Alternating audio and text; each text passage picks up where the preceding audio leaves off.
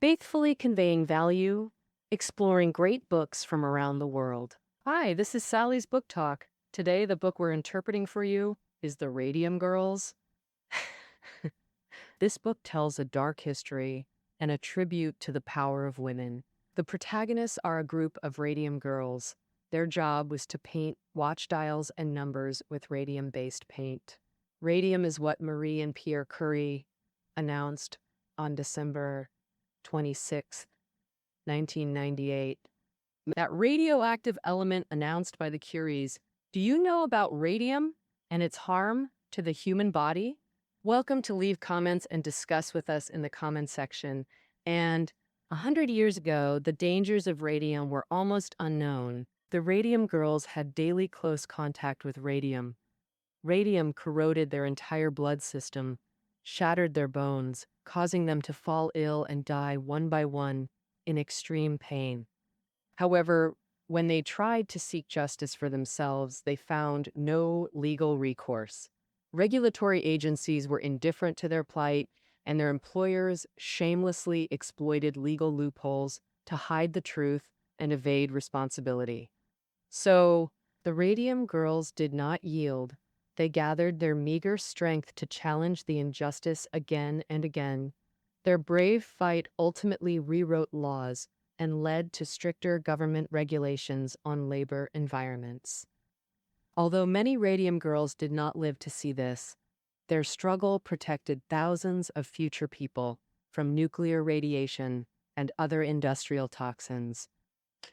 The book The Radium Girls we're talking about today is a brilliant account of this history of rights defense review.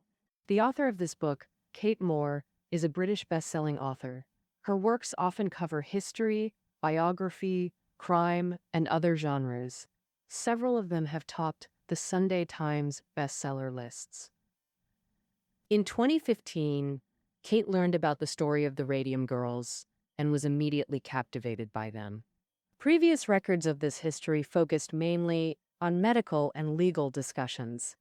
However, Kate conducted extensive research, restoring the real experiences and feelings of these individuals from the Radium Girls' diaries, letters, and court testimonies. First published in 2016, this book was recommended by renowned media like the New York Times and the Wall Street Journal, topped the Amazon U.S. bestseller list, and was named a notable nonfiction book of 2018 by the American Library Association. I'll break it down into 4 parts to tell you the inspiring struggle story of the Radium Girls. First, the glowing dial painting. Second, the truth hidden in the bones. Third, the lawsuit of the 5 doomed individuals. Fourth, rewriting history. All right, for the first part, let's get to know these Radium Girls. Their shared occupation was dial painting work, which involved applying luminous paint to watches, the hands and numbers on the dial. The luminous paint contained trace amounts of radium powder and zinc sulfide. When mixed, they undergo a chemical reaction that emits a soft green glow in the dark. The inventor of luminous paint, Sabine von Sacchi, was an Austrian doctor and a student of the Curies. He invented it in 1913 and achieved huge success. And within just a few years, the total production of luminous watches reached millions, with many dials coming from the United States Radium Corporation, founded by von Sacchi and later renamed the Radium Company of America. Originally, there was a dial painting studio in Newark, New Jersey, which not only handled watch dial painting, but also applied luminous paint to military items like guns, scopes, ships, compasses, and aircraft instruments. In 1917, with the U.S. entering World War I, the company's orders surged, and he shut down the original studio. He opened a new factory in Orange, New Jersey. At its peak, there were 375 dial painters at the Orange plant. The female workers would pour radium powder into small dishes, mix it with water and gum arabic to make paint, and then follow the 3 steps: lick, dip, and paint. Lick means moistening the tip of the camel hair brush with the lips, then dipping it in radium-containing luminous paint, to paint the dial. The stiff hairs of the brush would split, and the watch hands are only 1 millimeter wide.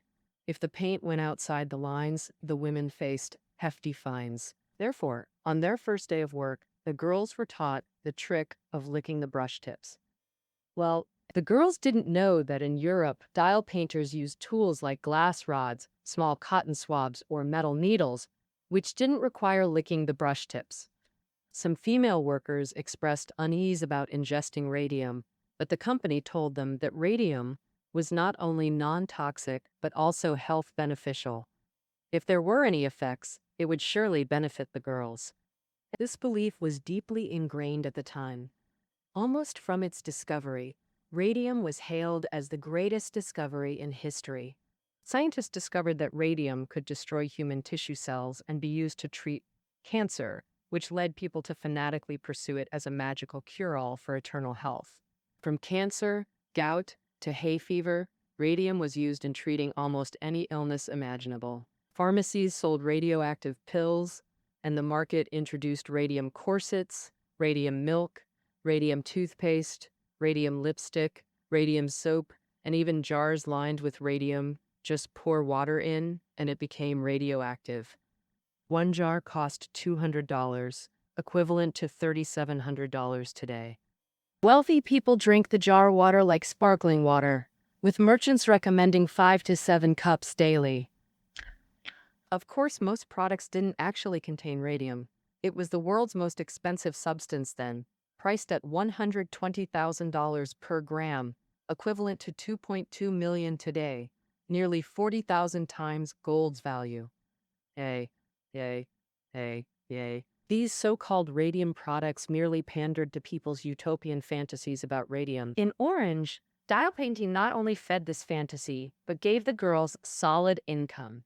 Dial painters earned 1.5 cents per dial on average, with weekly wages of $20, placing them in the top 5% of female earners. Some efficient painters earned over 3 times what regular factory workers made. Others came to Orange for nobler reasons, like 18-year-old Grace Fryer, whose 2 brothers were fighting in France.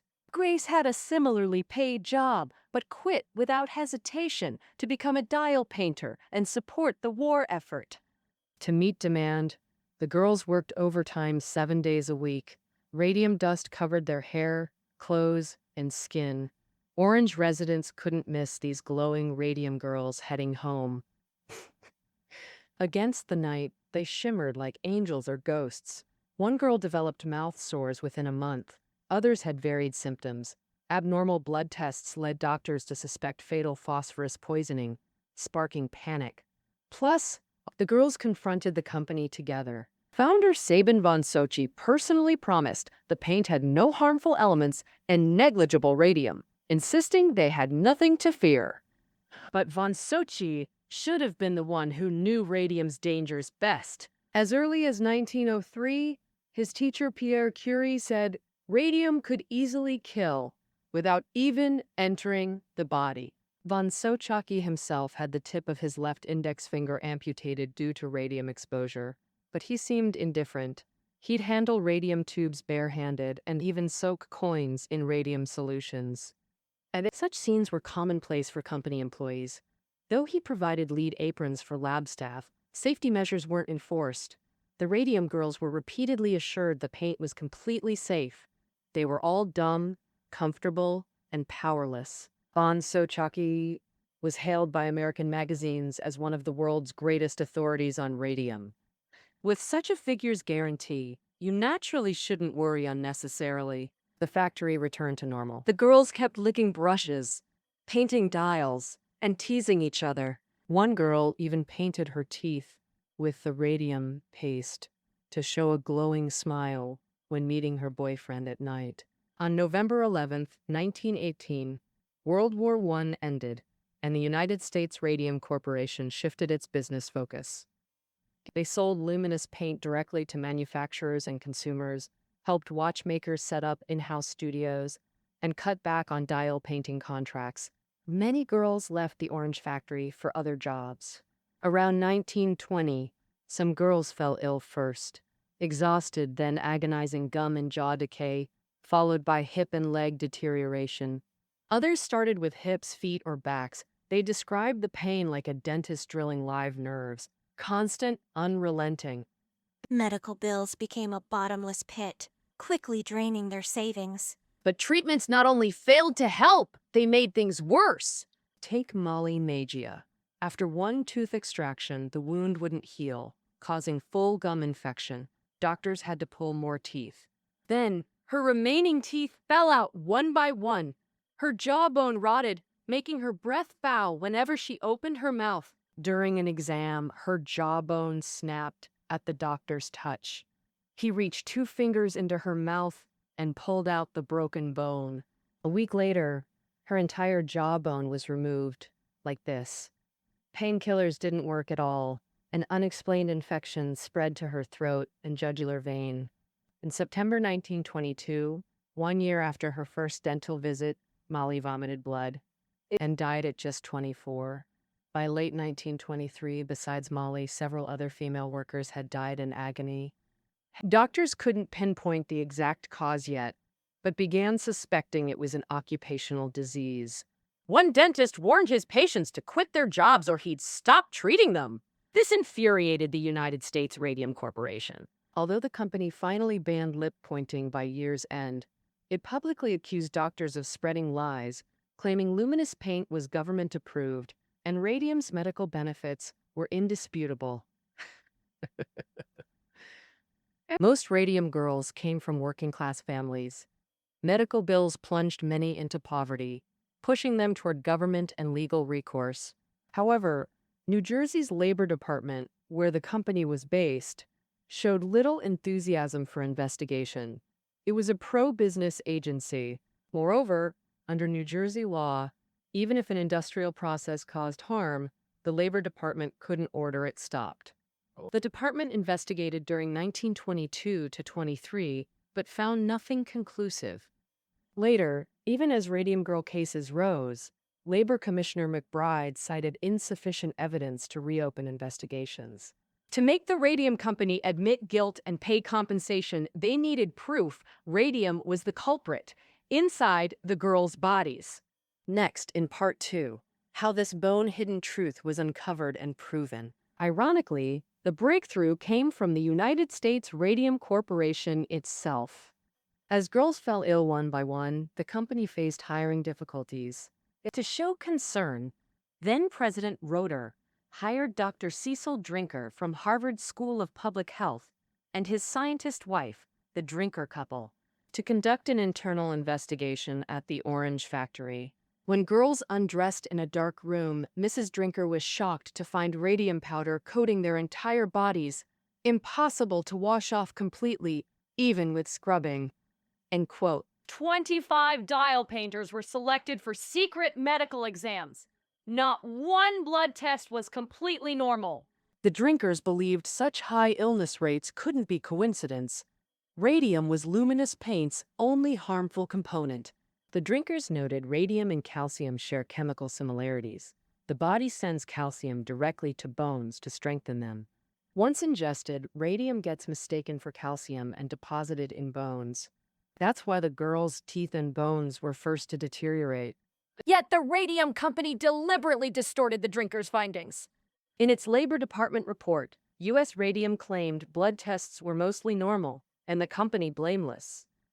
Before February 5, 1925, dial painter Marguerite Carlo sued U.S. Radium for $75,000, equivalent to $1 million today.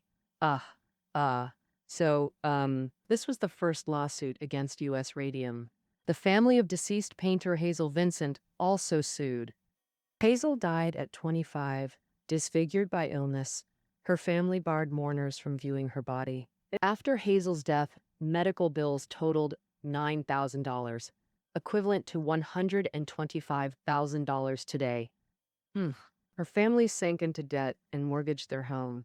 Fortunately, the Radium Girls weren't alone. With New Jersey's Labor Department inactive, Orange health official Lenore Young took action herself. In April 1924, she contacted the Consumers League. a national organization fighting for better women's working conditions. They recruited statistician Frederick Hoffman, an occupational disease specialist. His investigation showed the key wasn't paint radium levels, but the cumulative lethal effect of daily ingestion. As early as 1914, scientists noted radium accumulates in bones and alters blood. Initially, radium boosts health by producing more red blood cells, but soon the stimulation becomes excessive, causing anemia, gangrene, and more. Symptoms can take years to appear after exposure. Hoffman's study was the first to definitively link dial painters' illnesses to their occupation. He compiled the research findings into a paper, presented it at the American Medical Association conference. However, this remained a rather niche paper with limited influence. Moreover, Hoffman was a statistician, not a physician. The Radium Girls needed a medical heavyweight. Someone not only authoritative enough, but also capable of diagnosing the dial painter's illnesses. Fortunately, they didn't have to wait long. In May 1925, the physician of Essex County, where Orange and Newark are located, suddenly died of illness. Dr. Harrison Martland succeeded him as county physician. Martland was brilliant, had his own lab, was a pathologist, and happened to be a Sherlock Holmes enthusiast. And the Radium Girls cases presented an unsolvable mystery. Martland visited the dying Marguerite Karloff in the hospital. By then, Marguerite's entire head was decaying, her right jawbone fractured, most teeth gone.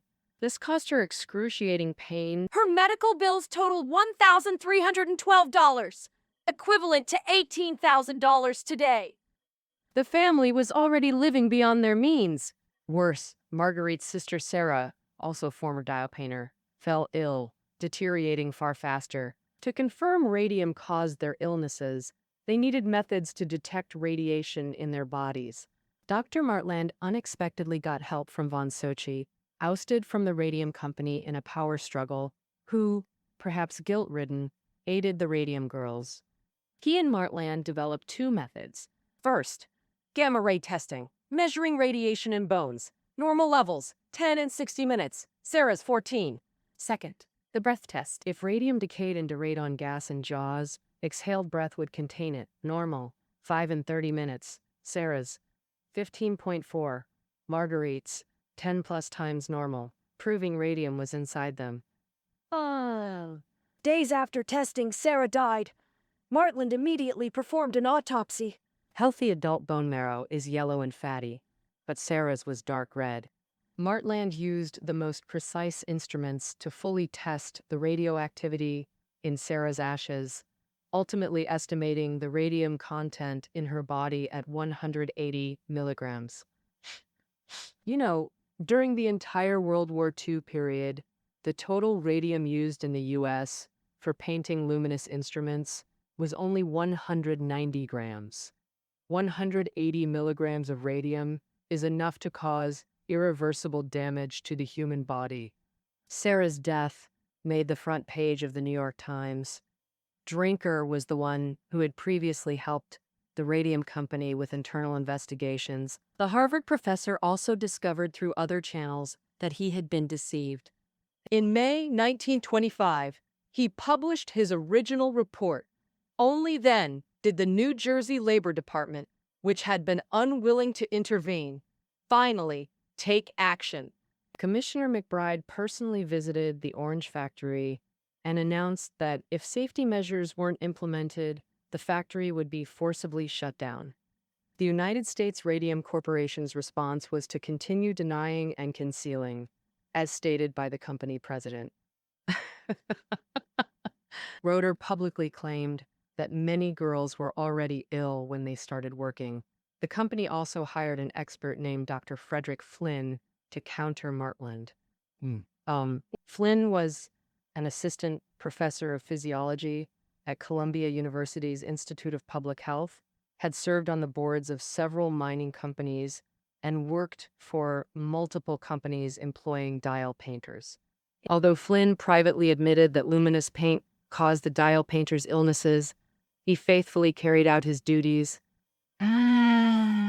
He examined the dial painters, telling the girls that their health was perfectly fine and radium couldn't possibly harm them, in order to undermine their resolve to sue.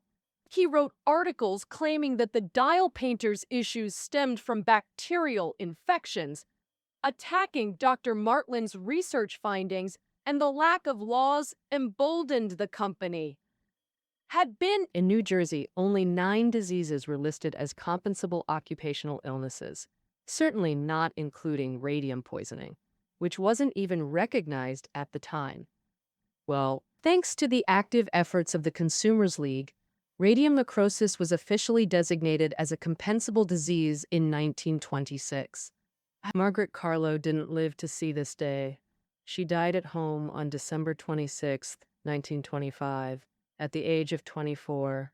The following year, the United States Radium Corporation reached settlements with Margaret, Sarah, and Hazel's families, paying compensation.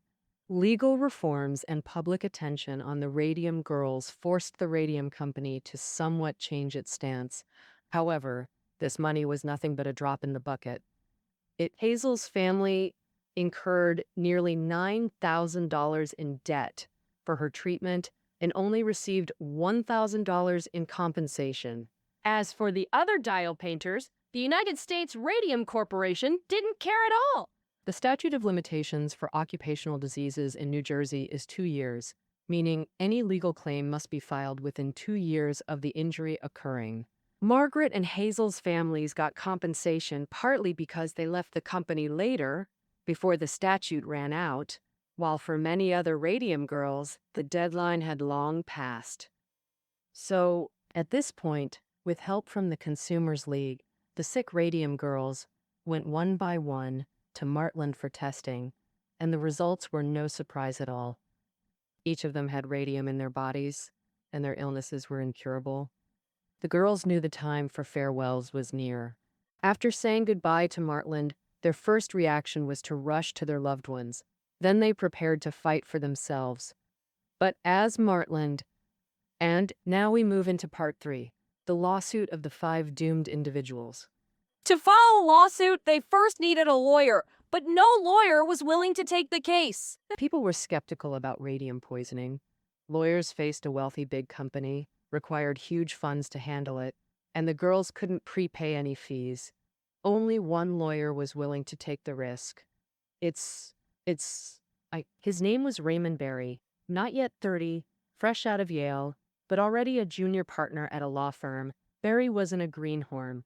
He first sought out experts like Martland and von Sochi, carefully verified the facts, then tackled the statute of limitations issue. He argued that if the girls didn't know the company was the culprit, they couldn't sue in time, and the company had been misleading the dial painters all along. It wasn't until July 1925, after Martland made an official diagnosis, that the girls learned the truth. Therefore, the 2-year statute of limitations should be calculated from that point onward.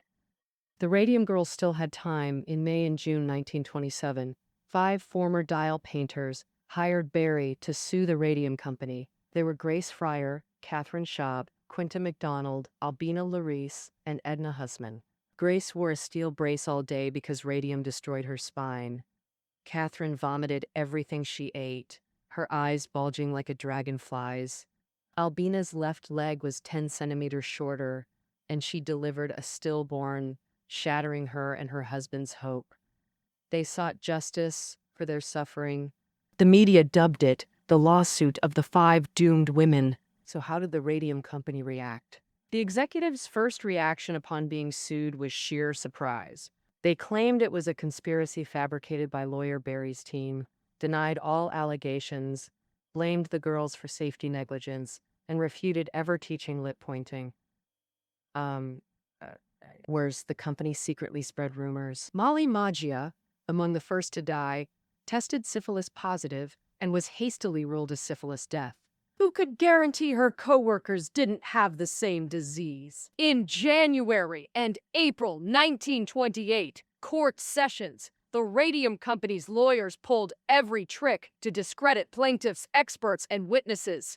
For example, noting no expert had prior radium poisoning experience. An expert countered, "This disease was just discovered." Dr. Flynn reappeared to examine the Radium Girls. He deliberately placed detection instruments far away to manipulate results. Meanwhile, the 5 girls, critically ill, summoned every ounce of will to testify in court. Edna, first to testify, was carried to the stand by her husband. One leg casually crossed over the other, like posing for a photo. In truth, her hip joint was locked at that angle, her legs inseparable. Just appearing in court exhausted her. Yet the company's lawyers grilled her on one question repeatedly, from every angle, 7 or 8 times. When they badgered Edna to recall the exact day her hip pain began, Judge Backus snapped, "Is this relevant?" Grace testified next, succinctly. 17 times they scraped bone fragments from my jaw. Most of my teeth are ruined, my spine is rotting, and a bone in my foot has been removed. With just these few words, many in the gallery wept openly. The girls took the stand one after another, describing their illnesses and how they lip-pointed brushes at the radium company. And then, one, "The company always told them radium was safe. Even deceased Molly Madge's body was exhumed for examination." On that gloomy afternoon, Molly's coffin emitted an unnatural glow. She never had syphilis. Radium killed her. Faced with irrefutable evidence, the radium company shamelessly stalled, claiming they'd call 30 expert witnesses, several unavailable until after summer. The next hearing was delayed until September. Hearing this, the girls despaired. Half buried already, how could they wait 5 months?